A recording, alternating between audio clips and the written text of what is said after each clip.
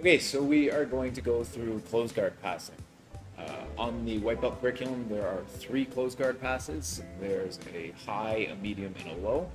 They both refer to the physical height of each pass, whether I'm on my knees or whether I'm standing or whether I'm really close to the ground, but also the frequency that I do them or the percentage of success. So the high pass is my highest percentage pass, and the low pass is my lowest percentage pass. So we're going to start with the high pass. So we've got Maria here. She's going to start in close guard. First thing I'm looking to do is get to my feet. There's a number of different ways to get to your feet depending on the type of pass that you're doing. For this one, I like to block both armpits.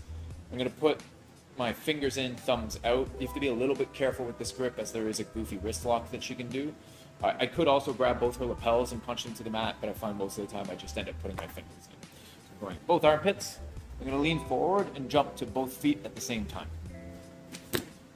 From here, I want to work one knee under her hips, then the other knee under her hips, then come to her hips or belt or pants with my hands and put my forearms on her thighs. I think of this as a cantilever position. It should be harder for her than it is for me. I'm quite comfortable. She's working quite hard to hold herself up here, which works to my benefit. When I'm holding her here, the most important thing is that if she opens her guard, she doesn't fall. I have to be able to hold her in this position. So if she goes ahead and opens her guard, right, lift your hands up. I'm still holding her here. Her hips can't descend. When we get into that shape, she's going to want to reposition herself. She's going to want to reformat the guard by opening it to, say, move to a Dalahiva or something like that. I need to have a moment where when she opens her guard, she is kind of surprised that she didn't fall when she wanted to. Okay? So both hands in the armpits. Lean my head forward and pop up to both feet at the same time. One knee under, the other knee under, and I'm sitting backwards. If my elbows are out wide here, I won't be able to hold her up. So I'm grabbing the pants, rotating my elbows onto her thighs, and holding her here. Again, if she tries to reformat her guard or anything like that, she's going to open, and I'm going to hold her up. Now I'm going to step back with one foot and bring my knee in between her legs. Back, down. I've got one knee breaking the guard. From here, I can decide how I want to pass. I can do knee cut passes to this side. I could do back step passes to this side. We have all kinds of options once we get the guard open. If when I pop up, she doesn't open her guard and I have to force it, I'm going to do everything basically the same, but I'm going to pressure down on her hips and take 3 small jumps back to open the guard. So popping up, one knee under, other knee under, grab the hips. If she wants to hang out here, my hands are pushing down, and I'm going to jump my butt backwards 3 times to open her ankles. Knee comes inside, and again, I'm set up to pass to either direction. Okay, our second guard pass is our medium guard pass, again with medium height and medium success. This is the first guard pass that a lot of people learn. It is arguably easy to do depending on how you match up with your opponent, but it's also easy to screw up. So let's have a look. So Maria's got me in close guard. First thing I'm looking to do is again contain her hips and make sure that I have good posture. So if she was gripping on my neck or on my collars, I would have to try to break these grips in order to be setting this guard pass up.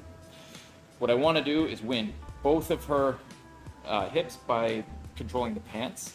And again, I'm going to kind of roll my forearms onto her thighs. It should be my whole forearm pressing down on her thigh. I don't want to just dig the point of my elbow in here. It's annoying and it doesn't work. So I am trying to get kind of consistent pressure here. Then I'm going to lean forward a little. I'm going to bring one leg straight back and then back in just off center. I'm trying to get connection to kind of her sit bones, not her tailbone, just a little bit wider than that. Then I'm going to kind of push my butt back to get as much tension onto her ankles as I can without letting her hips move. If when I'm doing that, she slides up my lap, then I'm not doing my job with my hands. So my hands really need to pin her to the mat. So here, grab the pants, pin her hips down, leg comes back, leg comes back in, and I work my tailbone backwards. Now, maintaining that tension, my other foot is going to pop up and move away, and then I'm going to slide my foot towards it. Or sorry, I'm going to slide my hip towards my foot. So foot goes up and away, and now my hip is back towards that foot. That'll usually pop her ankles open, at which point I'm going to bring, again, that same knee in front, and now I can, again, knee cut to one side or back step pass to the other.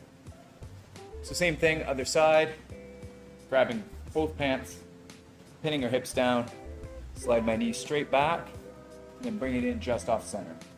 I move my tailbone back to get as much tension as possible, and my foot moves up and back on about a 45. Now my hip goes directly towards that foot. Don't lose your tension while you're doing this. Just slide your hip back towards the foot. The guard should open.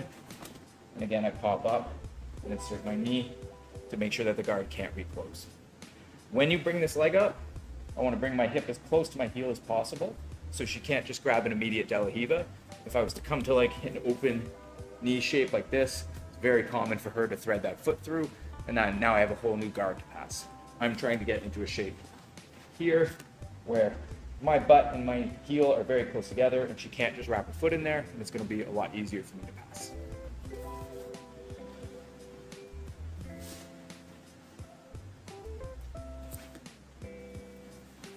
So we can see why this is kind of a medium height. I'm not standing, but I'm also not laying down. I'm kind of postured up. My head is at kind of a medium height. So that's pretty clear. As far as a medium success, it's contingent on a few things.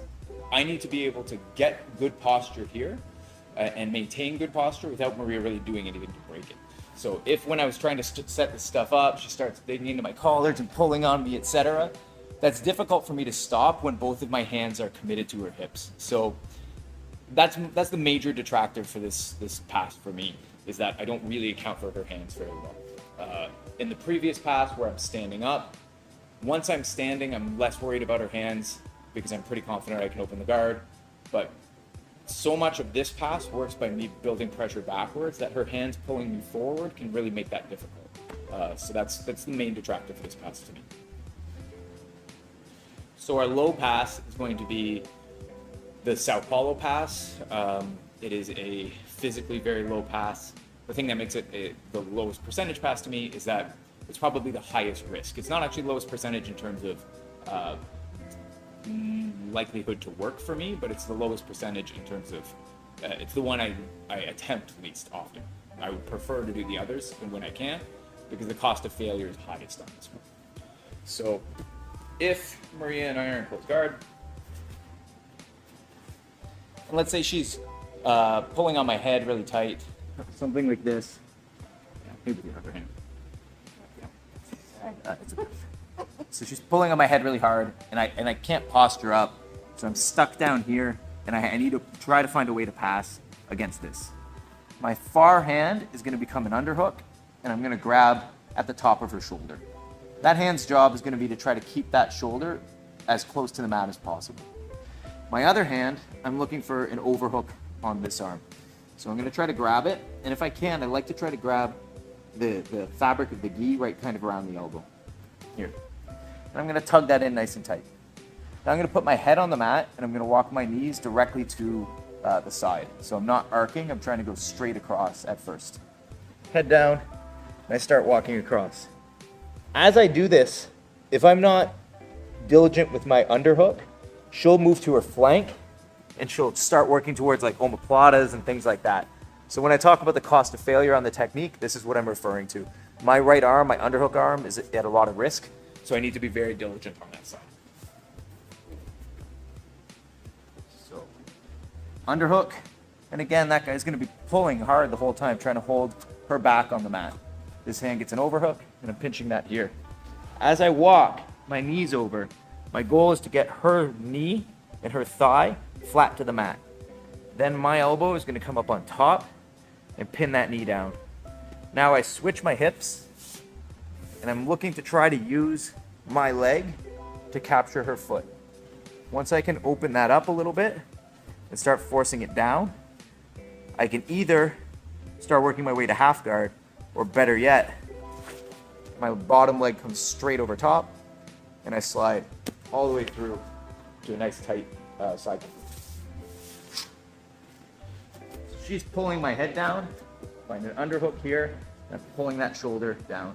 You can go in the back of the gi, but if you don't feel like you're actually connected to the shoulder with that grip, you're better off actually grabbing the shoulder itself. Here, overhook on this arm, chunk of the gi, pull really tight. Head goes down. I walk my legs all the way over until I've pinned her knee to the mat. Now I walk my feet up as high as I can and switch my hips. And hopefully that will give me access with my leg to come back and capture her foot. If when I get here, I can't reach, can you cross your ankles a little more? I'm doing this and I just can't reach. You can use your hand as long as you can maintain really good tension with your underhook. So if I can get this really, really tight and keep my head down, and I can be really tight with my right arm, I can reach back and try to start opening this. But if she moves her head too far away, yeah, now I'm at a lot of risk and I need to square back up really quickly. So last one, underhook, overhook on this side, head down, feet move, pin her leg, switch my hips, have a look, try to get your back leg over it. Now my bottom leg moves out of the way and then comes back over top to pass the side control. So those are the three main ways to pass the guard that we have on the white belt curriculum. There's lots of others. We're going to do one extra. We're going to do a kind of a goofy thing that seems like it shouldn't work, but it certainly can if you can surprise your opponents with it. And if you are out of other options, why not give it a try? So I'm going to be in close guard again.